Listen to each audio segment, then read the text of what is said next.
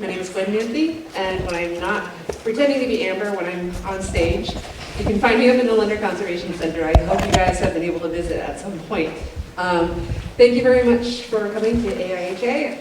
I will let Rachel do those introductions, but I'm also going to impersonate Safety Sam. So imagine I'm a foot taller, and I would normally tell you all of the protocols for safety shelter in place, but I'm going to put it this way. This is a locked door over there. You can shelter in place here. If there is a fire, you have exit signs, and if you faint, I can firemen's carry you. Please silence your cell phones. Thank you again.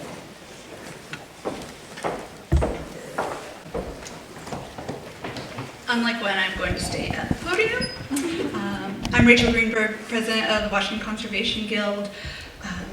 Thank you everyone for coming out tonight. I'm really glad that we were finally able to get a WCG AIHA joint meeting in person. We had hoped to do it last year. Luckily it finally came together this year. And I just want to express my appreciation to everyone who has helped to put together tonight's event. Colleagues from WCG and AIHA Potomac local section who have helped with all of the planning. Also our friends at the Smithsonian American Art Museum who have helped with the logistics and organization of tonight's events. Quickly just also want to thank some of WCG's sponsors, FH Conservation, Kramer Pigments, University Products, and Dorfman Museum Figures who have helped us and allowed us to continue with the programming that you have all gotten so used to. So I just hope you enjoyed tonight's event, discussing the success and the futures of the Safety and Cultural Heritage Summit that I hope to see all of you again in October. And now, if AIHA President-elect Brent will come to the podium. Good evening. The Potomac chapter of the AIHA Association has been a proud partner of the Safety and Cultural Heritage Summit for a number of years. We plan to continue our support of this valuable effort, and I want to especially thank the summit organizers for educating our members who may not have experience in the museum and culture care space. In addition, I'd like to take this opportunity to congratulate our very own Kathy Makos, who is the 2023 recipient of the AIHA Cummings Award. The Donald E. Cummings Memorial Award for Outstanding OEH Practice recognizes individuals who make outstanding contributions to the knowledge and practice of the OEHS profession through demonstrating practical application of OEHS knowledge, advancing the practice of total worker health, expanding the profession through active collaboration via alliances and partnerships, and creating tools applicable beyond the OEHS profession. Please join me in congratulating Kathy.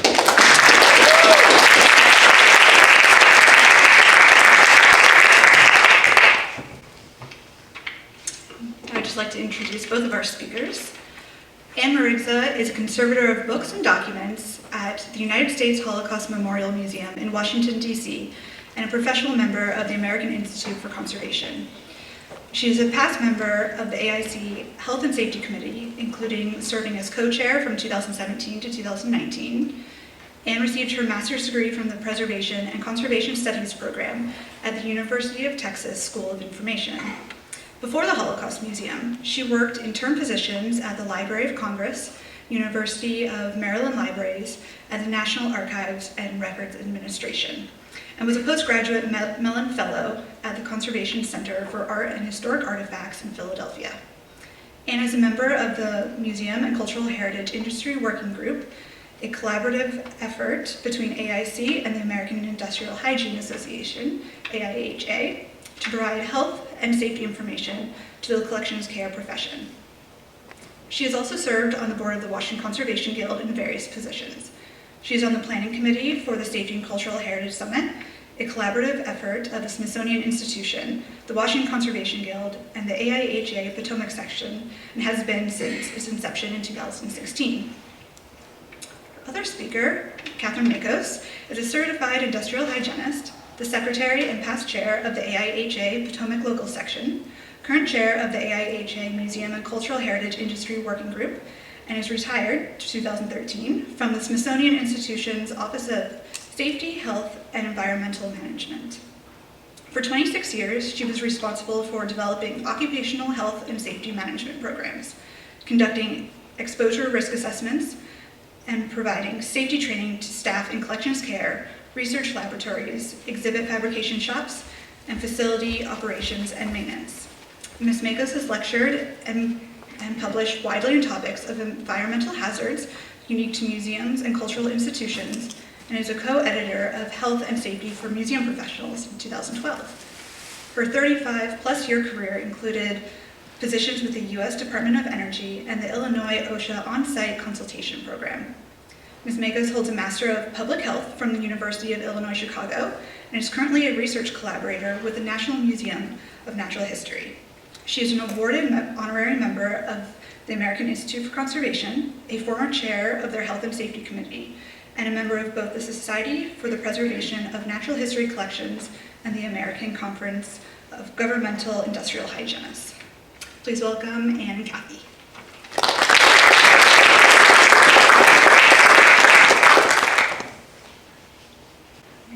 I'd like to start with a land acknowledgement. We gratefully acknowledge the Native communities who make their home in the Washington, D.C. area and acknowledge the Piscataway Conoy tribe, Piscataway Indian Nation, the Nacotchtank people, and other Chesapeake indigenous tribes from whose ancestral lands we speak today. Let us respect the memory and history of the people who came before us and their lands upon which we live and work. Thank you for that introduction, Bren and Rachel. It's great to be back at the site of the summits and looking back and looking forward. As you heard, Kathy and I have been part of planning the previous summits, and we're part of the team planning the summit for this fall. We're going to give an overview of how the Safety and Cultural Heritage Summit got started, how it has grown and changed, some themes in summit topics over the years, outcomes from past summits, and then we want to discuss with you what you want out of the summit going forward. The summit is intended to be a forum for the exchange of ideas and experiences in addressing safety issues encountered while on the job, while working with collections or in collections or heritage spaces. We ask contributors from the safety and collection spheres to talk about their experiences working together as they confronted real problems and what they did to mitigate discovered hazards and to prevent future problems. As you heard from our bios, Kathy is a member and officer of AIHA Potomac, and I am a member and advisory committee member of WCG. We already know a little bit about each other's respective groups, but let me give a brief overview. The Washington Conservation Guild is a nonprofit organization of conservators and allied professionals dedicated to preserving art and historic materials, serving the regions surrounding Washington, D.C. and Baltimore. The Potomac section is a local section of the American Industrial Hygiene Association, or AIHA, serving the Washington, D.C. metropolitan area, including the adjacent Maryland and Virginia counties. Members include industrial hygienists and other professionals in occupational health, engineering and design, environmental health, and other life and health safety fields. Both of our organizations are dedicated to the ongoing professional development of our members and in fostering career development of those new to our respective fields. We both have monthly topical meetings and supplement these with workshops or other events. There have always been members of both groups involving in the planning and presentation of the summit. Among the members of our two groups, there are connections to many of the same cultural heritage institutions, most notably the Smithsonian Institution, branches of which are also part of producing the summit, whose names you see here on the slide. Each contributes in some material way to making the summit happen, including having staff participate on the planning committee, and we would like to take some time to introduce them. Smithsonian Facilities is the steward of Smithsonian buildings, gardens, and facilities, operating, maintaining, and ensuring a safe, healthy environment for Smithsonian staff and visitors. Until a recent reorganization, Smithsonian Facilities included the Office of Safety, Health, and Environmental Management, or OSHA, whose staff have been part of the summit since the beginning, providing planning support and giving talks and tours. The National Collections Program, or NCP, works with Smithsonian senior leadership to develop and establish long-term strategies and priorities that address institution-wide collections needs. NCP provides extensive planning support for the summit, including recruiting volunteers for the day of the summit, and NCP staff have also given talks or produced posters for the summit. The Smithsonian American Art Museum, or SAM, shares this building with the National Portrait Gallery, and it is their collections we view on the tours that are part of the summit day, and whose docents lead those tours, and who provides us with this venue. The Smithsonian American Art Museum is home to one of the largest and most inclusive collections of American art in the world. The Lunder Conservation Center is a visible conservation lab located here in this building, where conservators can be observed treating artworks from the collections of both SAM and the National Portrait Gallery. It's just off the loose foundation on the 3rd floor. Lunder conservators and program conservators have been a part of the summit since its beginning, giving talks and tours and providing planning support. Also through SAM and the Lunder Center, we work closely with Restaurant Associates, the museum's concessionaire, who catered the lunch and coffee breaks of the in-person summits, keeping us sustained through the day and helping us foster networking environments. A logo we don't have, but a Smithsonian office whose help was invaluable, is the Office of the Chief Information Officer. This office provided support and a venue in 2020 and 2021 when the summit went virtual. And of course, every year we call for speakers and posters. 10 or more authors or groups of authors present their talks or produce posters or handouts each year. Over the years of the summit, that's been over 75 talks and posters presented from an even greater number of authors and co-authors. As you can see, it takes many people to put on the summit each year. We're proud to have been part of this team, and we recognize and thank everyone who has helped to create the environment of the summit.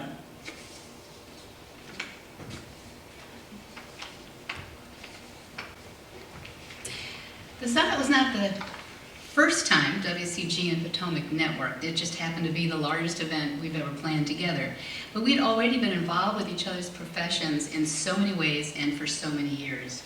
So we're going to start with the big picture. The American Institute for Conservation, as many of you know, is the leading association for conservators and allied professionals who preserve cultural heritage. The AIC supports its membership by establishing professional standards, promoting research and publications, providing educational opportunities, and fostering the exchange of knowledge among conservators, allied professionals like AIHA, and the public.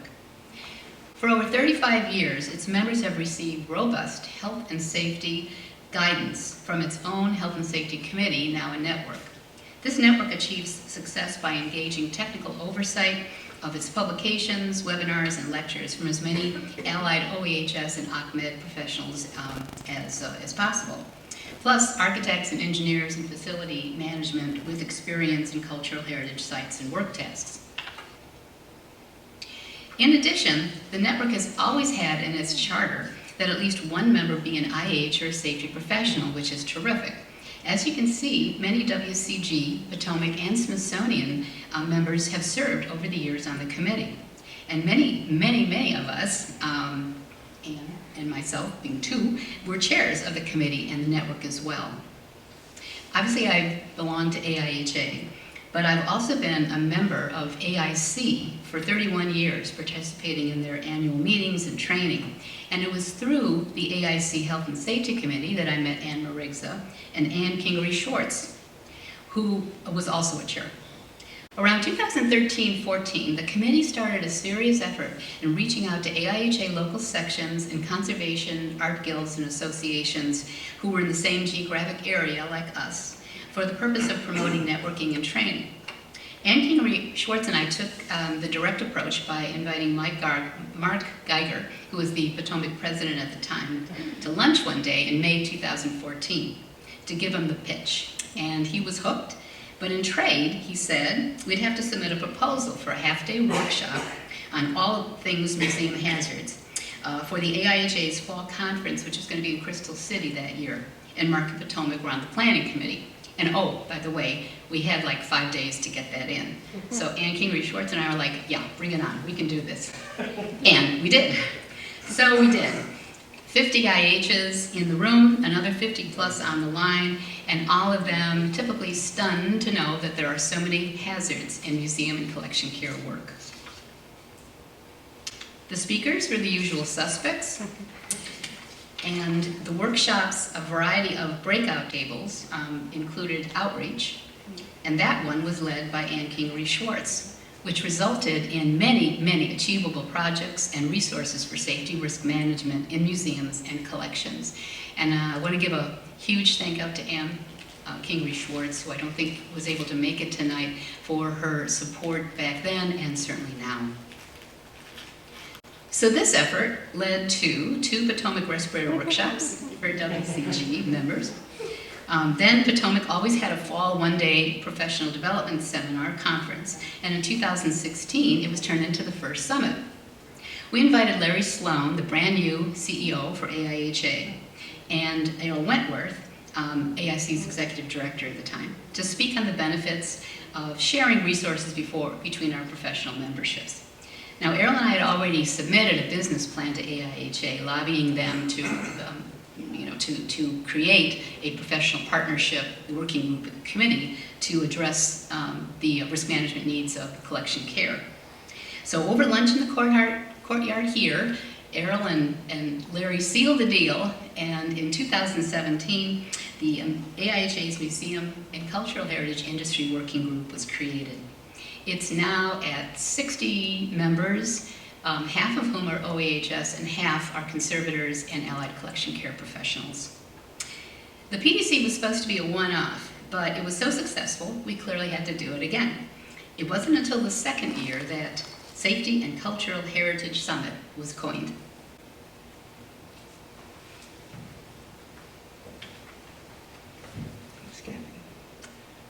Although the summit happens in the fall, planning begins early in the year. In the months before each summit, planning committee members post calls for abstracts and registration announcements on our organization's websites and to various national listservs we participate in, such as AIC Community and Global Conservation Forum, AIHA's Catalyst, and University of Delaware's Muse Weekly. In the first few years, the Potomac section even hosted the registration portal on their website. What was it like attending the summit in person? Registrants checked in at a table and each received a badge and a conference packet. The blue 2-pocket folder included the program with the day's schedule, abstracts of the talks, speaker bios, and informational brochures about the museum, the Lunder Center, WCG, and later a flyer about the Museum and Cultural Heritage Industry Working Group. A quirk of using this venue is that there is no place to set up a poster gallery, which is a common feature of many academic and professional conferences. Instead, a poster could take the form of a 1-page, 8.5 by 11 sheet, or could be a folio or brochure, as long as it fit in the folder. Presenters also had the option of distributing handouts for their talks, and those also went into the folder. We met here in the McAvoy Auditorium, and leaders of the supporting organizations gave opening and closing remarks. Talks were generally 20 minutes with time for Q&A. 2018, the third summit, debuted the Lightning Round, a segment for short 5 to 7 minute talks. The Lightning Round was well received, and it was a good way to hear about a broad variety of topics, from arsenic and wallpaper, to preparing vertebrate specimens, to the nutshell studies of unexplained death. The breaks and lunch were a great opportunity to ask follow-up questions of speakers or of people who had asked questions in the session. At the lunch, upstairs in the gorgeous sunlit Kogod courtyard, the seating arrangements often led to sitting with someone you didn't know and learning about what kind of work they do. Beginning with the second summit, there was the option of taking a tour following lunch. Some were docent-led tours of exhibits, a complete break from health and safety topics, taking advantage of being in an art museum.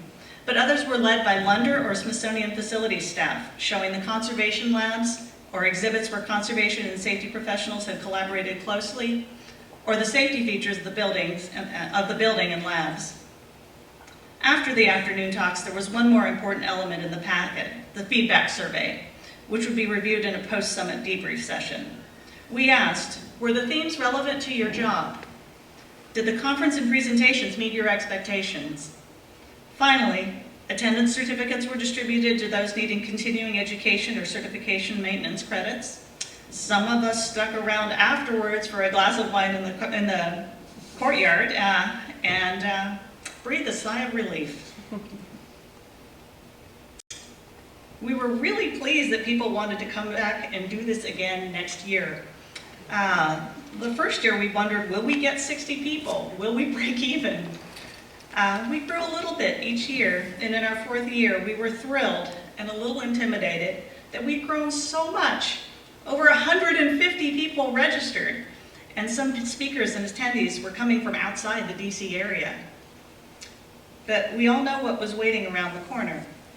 At our first and last in-person planning meeting for the 2020 summit in February of that year, upstairs in the courtyard, I recall one of our planning committee members, an occupational health nurse, saying, "We really need to be planning now to make this an online event. Our advisors are telling us that this disease is going to shut down everything." And sure enough, by our next planning meeting on Zoom, having decided that we still wanted to try and have the summit that fall, we were discussing how we would go about holding a virtual event. We had no idea we would do it twice. Our colleagues at the Lunder Center connected with the Office of the Chief Information Officer, who offered us an online venue within Smithsonian External Learning using the Moodle conference platform. Instead of a conference packet, we had a web page with links to abstracts and speaker bios. Instead of name tags, we had profiles. Instead of tours, we had links to online exhibits. Certificates were downloaded. And instead of coffee breaks and lunch, we offered free registration and Zoom socials. The summit was presented live on Zoom. Speakers could present from anywhere, and attendees could participate from everywhere, and they did. One adjustment that we made for a national virtual audience was to change the schedule from 1 day to 2 afternoons, US Eastern Time, to accommodate participants on the West Coast of the US. In 2020, we had speakers presenting live from Boston, New York, and DC on the East Coast, and from Arizona and Vancouver, Canada in the West. In 2021, we had speakers not only from across the US, but from as far away as Portugal, Australia, and Singapore, who pre-recorded their presentations, but stayed up late to be present for the Q&A. And registrations came in from all over the world, topping 500 people who logged in each of those 2 years. We were able to maintain a similar amount of content at those 2 years to that of the in-person summits. Of course, there were presentations and panels on COVID-related topics, such as ventilation, or finding ways to continue work safely when working in person is the only way to get the job done, as well as presentations on projects that had been underway or recently concluded when COVID hit. Instead of the lightning round, regular length talks were interspersed with panels and only a few short talks. We were still able to host 10 presentations in 2020 and 11 in 2021. However, this proved to be unsustainable through a 3rd year of the pandemic. By 2021, there was a noticeable decline in the quality, diversity, and quantity of the abstracts we received, even with repeated calls and extended deadlines. Neither profession was able to be fully on site, and work priorities had shifted dramatically.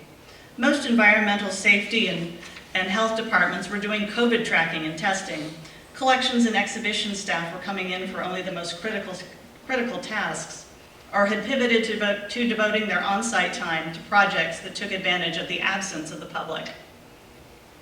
By the beginning of 2022, the major conferences in our field, namely AIHC and AIC annual meeting, were planning to resume in-person programming. Our planning committee, however, saw that the types of cross-departmental collaborative projects that had been put on hold while we dealt with our separate crises were just starting to resume, and there would be a wait for results to be reported and conclusions to be presented.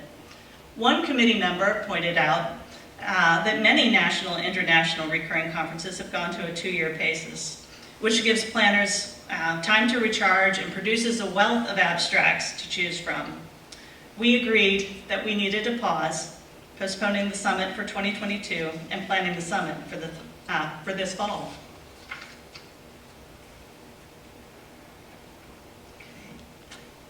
Over the course of several summits, there were themes that emerged in the presentations, describing relatable challenges that collecting institutions face and strategies by which the speakers and their institutions managed, mitigated, or solved these challenges.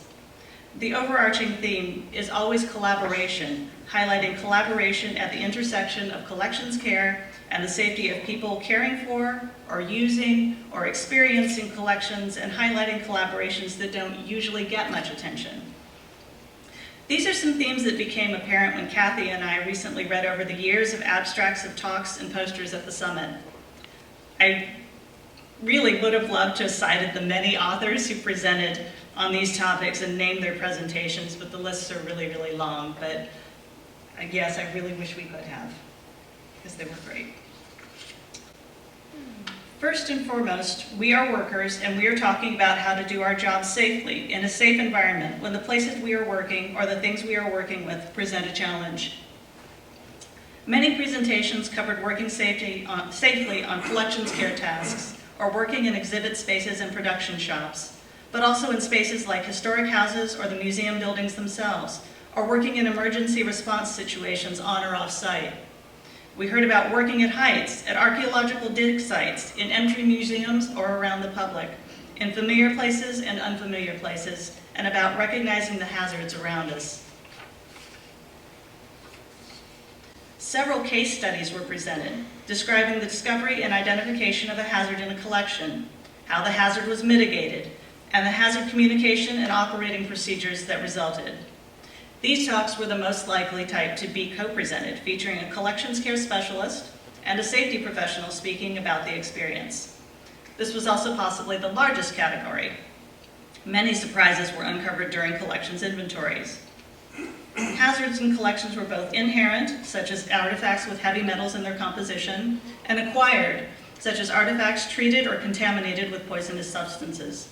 We heard about farming equipment and books dusted with DDT, mercury dripping from mirrors and artworks, old pharmaceuticals in medical and military collections, natural history and library and archives collections contaminated by pests and pesticides, and arsenic in a lot of things. We heard from collections managers and librarians, as well as from conservators, preparators, and safety officers about how hazards in collections are communicated through markings and labels on housings and through collections catalogs, as well as through standard procedures and staff training. Talks also touched on how we get our safety information and how there can be a disconnect between its intended message and audience and how it is received and understood. Many of us work in older buildings or buildings not originally intended as museums or with old spaces being used for new purposes. Sometimes we have the chance to design and build something new, a case, an exhibit space, or even a building. We heard from structural engineers and gallery lighting designers, as well as those installing and deinstalling exhibits, talking about renovations, light levels in exhibit galleries, vapor buildup in cases, and the challenge of creating exhibit and storage spaces that are safe for staff and visitors and for the art and artifacts. The safety of ourselves and visitors, as well as of irreplaceable artifacts, is not an area where we want to sacrifice quality, yet we know that cost in time, labor, risk, or funds is always going to be a concern. Sometimes we look for effective substitutions for materials that are scarce or prohibitively expensive. Sometimes we weigh the costs of replacing and disposing versus mitigating and reuse, and we are always on the lookout for resources. Presenters spoke about the scarcity of N95s during the pandemic, adapting a wearable exposure monitor for use in a storage space, and the free consultation services available through OSHA on-site. We heard about a lot of fascinating projects and collaborations.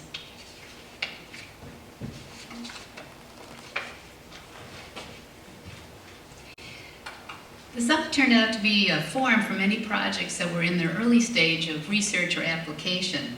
But since then, many had been expanded further and featured at other conferences, webinars, and published in peer-reviewed journals. These are just a few of the many examples. So hazards of collection care still fall way below the radar screen of most practicing IHs and safety professionals. So in 2017, Jeff Sotek, Bernie Fontaine, and I adapted our own individual summit presentations to a new audience for a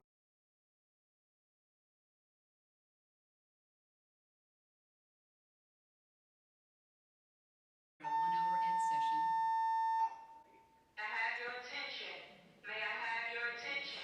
The National Weather Service has issued a severe thunderstorm warning for our area effective from 6:18 to 7 p.m. All staff, volunteers, and visitors are advised to stay inside the building until the warning is over. Well, that's what we hope. That's all. Yes. So anyway, so we were, so an hour in our own AIHA conference was well attended, and we got a few new. Here. I think there might be. Willie's taking care of that. Oh, yep, there you go. Thanks, Willie. It's part of the reset that came along with the Voice of Officer Friendly. Okay. Anyway, we got a few new working group members out of this session. Several more detailed summit presentations were featured at American Institute for Conservation's annual meetings. We note a few whose authors are members of WCG or Potomac. In 2017, Not a Known Carcinogen was presented and then tweaked a bit for the summit later that year. Authors included Ann Kingley-Schwartz and Julie Sobelman. At AIC 2020, Stephen Pickman presented a more in-depth discussion of his 2019 lightning round talk on the development of the Cuban refugee raft exhibit for the Smithsonian Latino Center. And after a 2017 summit talk on residual effects of vapor phase, naphthalene, and PDB treatments, Kathy Hawks and I teamed up with Kimberly Harmon, CIH with Smithsonian Ocean, to do a more extensive exposure assessment of PDB residuals and then present the results at AIC 2021. Several of the summit presentations have been expanded into peer-reviewed journal articles. Melissa Tadone's Poison Book Project has appeared in JAIC, as well as several webinars and panels, one to be held at AIC's annual meeting in May. And hot off the online press is a special focus issue, including 10 selected publications from all 6 years of the summit.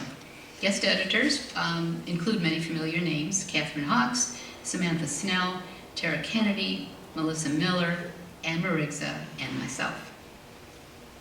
And let's not overlook the importance of mingling at lunch, on tours, or at coffee breaks, David Hicks.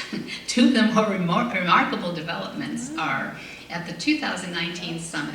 David Hicks, our Potomac past president, and Ariana Makos, president and principal conservator for Inzalani Glass Conservation, spent some time discussing the health hazards of stained glass work, which she had just presented on. They decided to turn their conversation into an interview article for the AIHA Synergist, Protecting Stained Glass Workers from Lead Exposure. One of the museum working group's award-winning projects, Core Curriculum, was directly inspired by Melissa Miller, Emily England, and Joy Erdman's 2018 Summit Talk, based largely on Emily and Melissa's master's theses on how museum studies programs do not include safety training, yet safety must be a core curriculum element. Melissa studied under Dr. Holly Cusack-McVeigh at IUPUI, who quickly joined the working project, soon to be connected with Dr. Mark Wilson at Purdue School of Health Sciences to develop very successful interdisciplinary teaching and experiential learning projects with the community museum.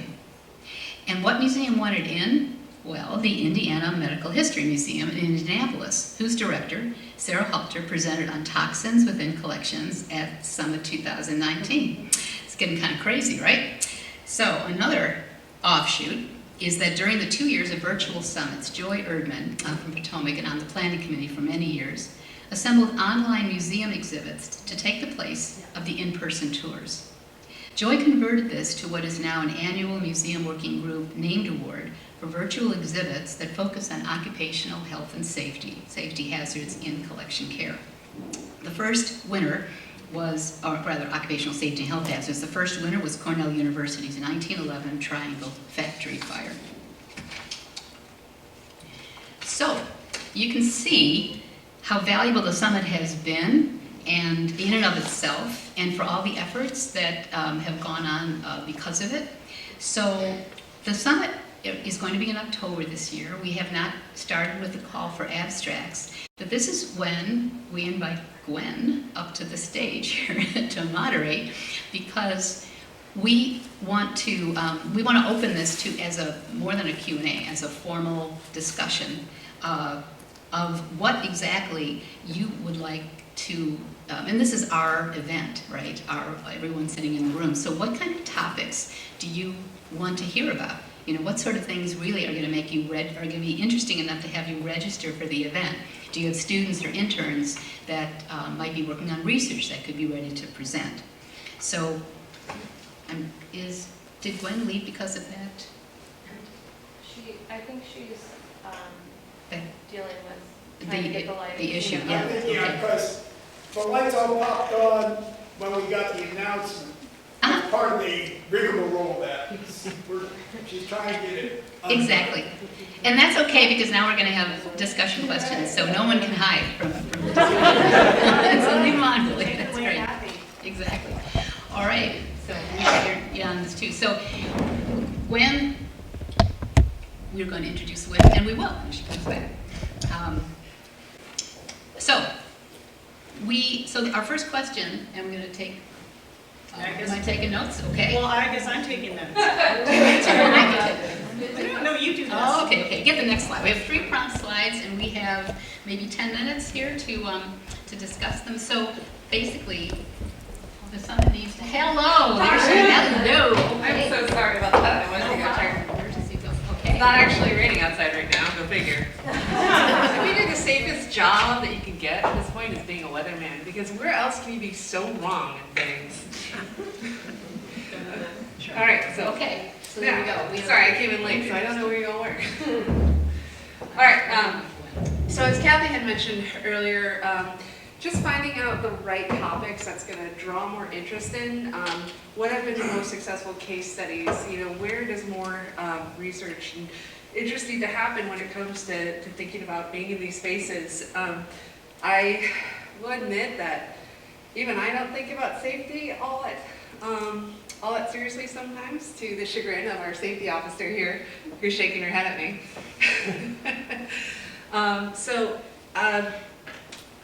The CBH was something actually that I wasn't even aware of initially. Right. Yeah, I was supposed to say that in the introduction. Yeah, the CBH, it does not stand for cannabis-based high, it's collection-based hazards. Sorry. Okay. I was not going to do that. I would register though. You know, there's a lot of books right now about, Yeah. psychedelic research. Would that be in the safety organization? Got a question in the front. Yes, thank you. Yes, this one happened to me last year that I had to do a little bit of research and call some cultural heritage folks for preservation on was we had water damage due to flooding in one of our libraries at Naval Research Laboratory. And so we had a bunch of books that developed some biological growth on them, and we had to figure out how to basically preserve the book, because some of these research books are the only ones that are out there on some of this research, but they're covered with mold, and surface mold. Do you know if that water was contaminated as well? Well, it was NRL was built in the 1910s, so yes, probably. It was flooding from these sprinkler that flooded in the building overhead and just worked its way down and hit directly on the library, which worked great. We basically had to go in there and with an level C, and I had to box everything up, bag it up, and then they took off the flash frozen. I think that's the preservation method that we found out was the best. But I didn't know as an industrial hygienist how to basically get rid of it without damaging the books. So maybe that could be how to deal with biological growth in a non-destructive manner. Submit an abstract. If you could get, no, seriously, that's a really. That's about as in-depth as I can get on that popular one. topic. It's a very. Well, you had a partner in this, I thought. Yeah. The strengths come from your knowledge in that specific area and the considerations that I, as a conservator, would not be aware of. Especially when you consider that libraries and archives are probably the largest collection of institutions that we have in the world. It comes down to the written word. Do we have any other possible case studies or perhaps collections moves? Just a general thought, and that's about sustainability and whether or not the trash that is created or the waste that is created for any kind of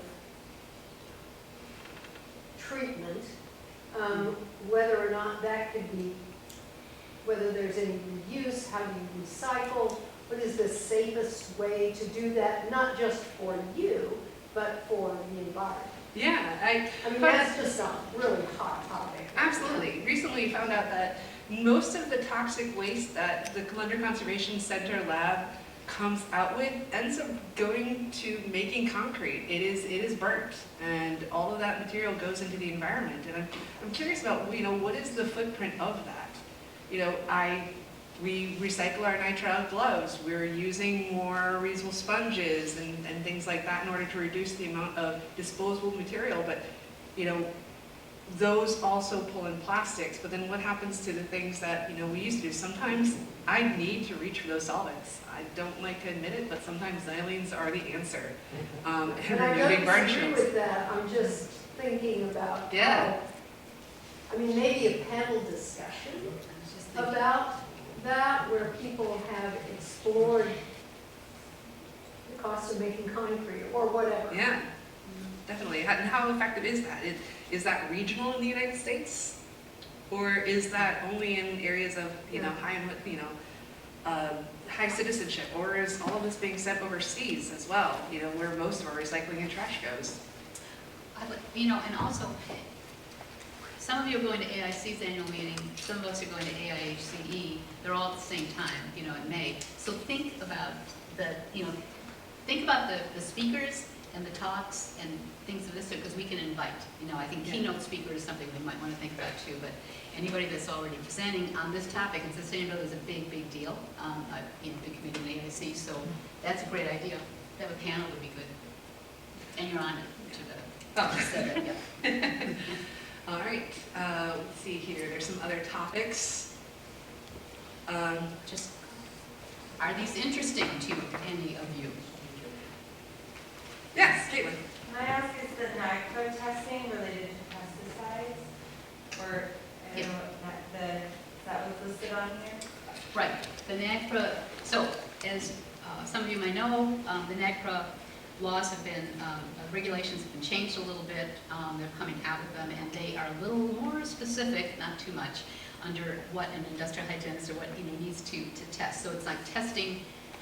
They basically have said that industrial hygienist or safety professional needs to help do the report, and that you need to acknowledge any pesticides or preservatives that may have been involved, as opposed to the old language, which was that it could have caused a hazard.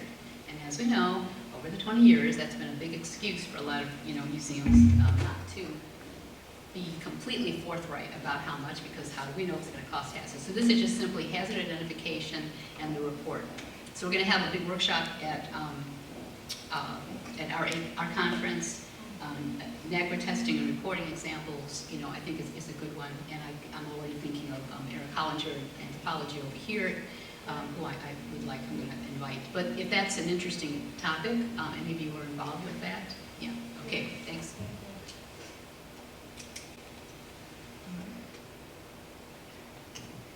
And we have one more slide to share, but these are some topics. Yeah, I'm so sorry. The light's right there. And it's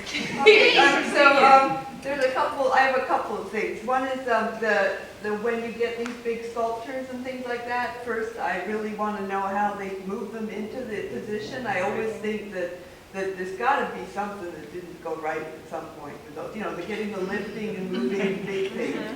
And the other is like all of the interactions of your visitors with like outdoor sculptures or people climbing and falling. I believe there was something I read in the paper where someone went into some sort of sculpture and died. It was a confined space. I don't know, remember, that was, I think maybe they were having an episode and they just went in there and that was the end of it. But I don't, but anyway, so the interaction or issues with, you know, people interacting with, say, outdoor sculpture, like if someone offered you a very spiky sculpture, would you put it somewhere where someone could fall into it? Or I went to the Kusama exhibit, and there's the one with the lights, and it has the dark, and it's very beautiful and everything. And the lady was saying, be very careful. This gentleman went in there, and you hear this, whoop! As he was, you know, and he was tripped over the edge, you know. So it was like, so what, you know, like safety for the visitor. We've had the people doing the lighting, that was important. But I think with big things like sculptures and things like that, and outdoor exhibits where you're not necessarily, you know, watching it the whole time. So you might have heard about the Stanley Cup revelers who climbed on top of our sculpture outside, Man with a Briefcase. There were probably some photos on Instagram. Sure. But we know where your body's hid now. Yeah. Sculpture somewhere. Yeah. All right. And I think we just you know, shake your head, nod if you find anything. Poster handouts, useful in past experiences. We have some yeses, anyone for no's? Yep, yes around. Lightning rounds, big fans? You see some yeses, very good. Tours, do you like the tours when you're coming? So what if the tours involved the risk that there was talking about? What if part of what you did for that tour was talk about the risk and the safety for? And so it's not just a tour to see all the cool things you've got in the building, but it's how you made that The safe. movement, yeah, definitely. That's something that our exhibits team deals a lot with. We got one there? So what about implementing QR codes so that people can scan it and then it'll take them online instead of having to print out a lot of paper? Yeah. Oh, QR codes, yep. Sustainable. I like that, Yeah. sustainable. All right, and now, who here has presented in the past? Please raise your, all right, we got one, we got a couple there. Thank you very much. Thank you very much. We give you a standing ovation. Yes, we're giving you standing. The hard part is always, you know, giving the presentation and talking about things, but it is these events that help inspire more. And now I'm going to turn it over to our lovely birthday girl, Kira Peter. Do you have any feedback for us from a speaker's point of view? Things work, things don't work, any suggestions?